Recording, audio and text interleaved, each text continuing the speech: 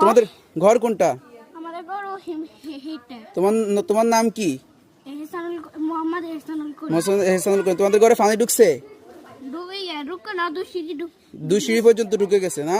তুমি এখন কোত্থেকে আসতেছো? বাইক থেকে আসতেছি। আমার নানা ছিল। হ্যাঁ, আমার নানাই সাথে ঠিক আছে। নানারে তো এই পানি দিয়ে তুমি আইতে ইচ্ছো নি? কেমনে আইছো? আড়ি আড়ি এর দূর তুমি আড়ি আড়ি আইছো? তুই তো পুরো ডুবি গেছো একদম। কেন তোর আব্বুর নাম কি? মাগো মা, তুই তো পুরো কাঁপতেছো দেখতেছি। ঠান্ডা লাগে গেছে কেন? হ্যাঁ, ঠান্ডা লাগে না মানে তুমি বন্যাকে ফিল করতেছো না? দর্শক দেখেন, এই বাচ্চাটা এতটুকু পানি অতিক্রম করে দেখেন কিভাবে যাচ্ছে, তারা কিভাবে জীবন যাপন করতেছে।